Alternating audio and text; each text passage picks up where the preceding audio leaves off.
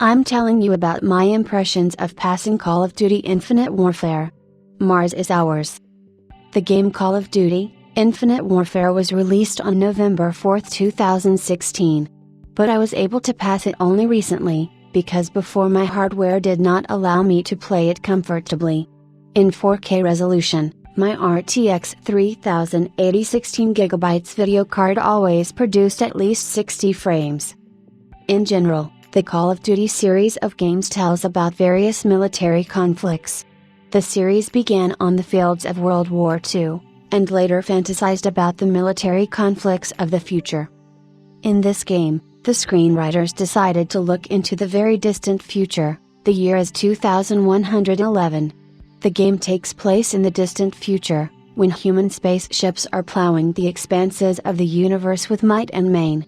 In general, I prefer green landscapes, and from the first cold lifeless shots it became clear that delight is not expected. In walking missions, there is no cooperative mode, no open spaces, only corridor locations. Humanity has completely mastered the solar system and is pumping out of it all the resources it can reach. There is a weapons factory on Europa, oil is extracted on Titan, and a giant galactic spaceport is equipped on the Moon. A colony defense front has formed on Mars, which wants to capture Earthlings. The invasion of Earth is commanded by Admiral Salem Koch, played by an actor well known for the role of Jon Snow from Game of Thrones. Our hero is Lieutenant Nick Reyes. Together with our colleagues, we are watching the annual Space Forces parade taking place in Geneva. It is in the midst of the celebrations that the Martians attack the Earth. Our goal is to get to the cruiser Retribution, hanging in low Earth orbit, and with its help organize resistance. Thus, the game becomes a space simulator. Retribution becomes our base, and space becomes a battlefield. Upon arrival aboard the Retribution, Reyes will receive the rank of captain. Almost half of the game will have to be spent at the helm of the fighter Jackal.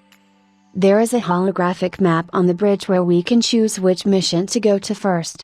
New weapons are issued for completing side missions.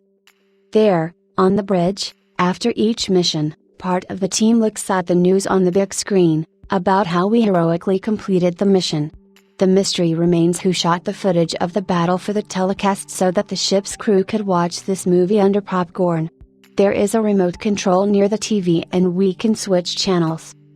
In the very first level, our temporary hero is only on this mission. Wolf, along with two teammates T and Sips, must pick up the FSPAR weapon on Europa.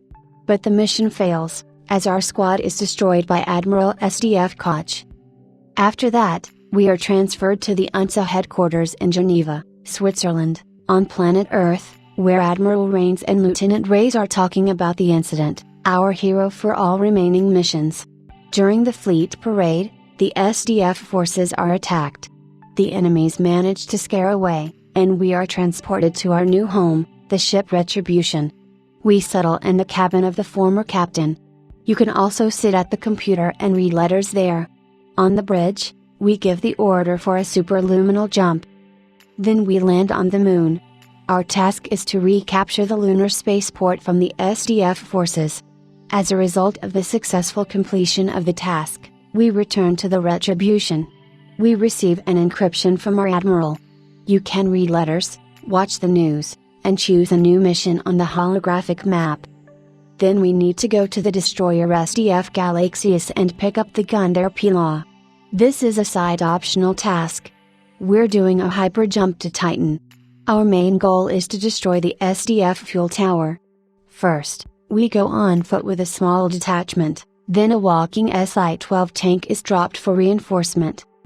Near the tower that needs to be destroyed, Jackals fly up and Salter tells us that the tower can now be destroyed only from the air, because we have lost tanks. That is, the last 20 minutes of the mission are simply meaningless if it was initially possible to fly to the tower with small fighters and attack it from the air.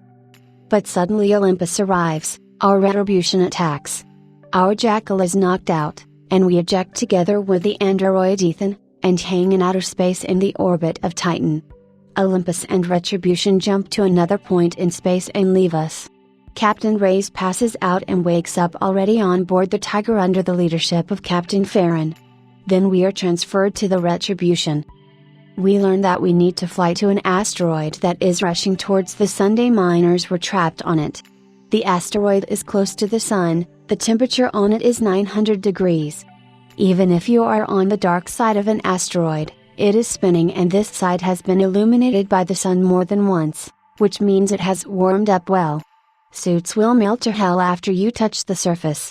And they are even worn on metal there, and the atmosphere is beautiful. We are amazed at the robots here. There is a station that is stuffed with dozens of combat-ready robots, and the SDF came and just reprogrammed everyone. In general, all of them, and then we can hack them just as easily. What kind of software they have and why such shitty security. In the process of rescuing the surviving miners, our Sergeant Omar dies. Having suffered heavy losses, it becomes clear to us that the enemy must be beaten in his lair, on Mars. We are going to orbit Mars. Retribution is shot down, and we crash to the surface. And we crash very conveniently, all the details are next to each other. Many crew members survived. Our robot hacked Olympus Robots, and an entire company. Crew members walk around Mars without a spacesuit, just with a face mask. We gather assault squads from the survivors and attack the shipyard of the SDF. And we go up to the shipyard on the only elevator. Why the Martians didn't block the elevator with our team is a mystery. In the end, everyone will die, and we will die with them. In the epilogue, we will be told that the sacrifice was not in vain, and our name will be carved on the very memorial wall in Geneva, which we passed at the Fleet Parade. For all the time of the game, they will not tell us why the SDF wants to seize the Earth. No reason, just like that. The SDF has been attacking Earth objects for a long time, but for some reason the Earthlings have never reacted. When an anti-gravity grenade explodes, enemies fly into the air, lose their weapons and cannot move. At the same time, if our hero falls under the action of such a grenade, then he can perfectly move and shoot in zero gravity. In the first mission, Admiral Koch shot his soldier out of principle, be it your own, so that strangers are afraid. How did the SDF find supporters with such habits at all? And in general, why is absolutely the entire fleet of Earth participating in the delusional parade in Geneva? It's as if absolutely the entire Russian army will participate in the parade on May 9th. We can hack Martian robots in a couple of seconds and take them under our control. Why do such vulnerable robots participate in combat at all? And why has no one ever been able to hack our robot? Why there is fire in outer space and the sounds of battle can be heard, you don't have to ask. Somehow, Admiral Koch has the ability to contact us directly through an encrypted communication channel throughout the game, sending us threatening messages. It is impossible to understand the logic of the Martians when they retreated after the battle in Geneva, leaving the Earthlings with only 2 ships and giving them the opportunity to strengthen their positions. The huge fleet of Martians shown in the introductory video could easily finish off the remnants of the Earthlings' forces, but then the game would have ended after this second mission. The off-screen development of the characters is incomparable.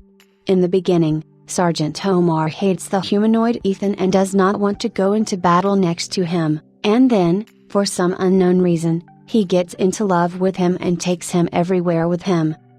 If the infantry missions are somehow different from each other, then the missions on the Jackal fighter are absolutely the same.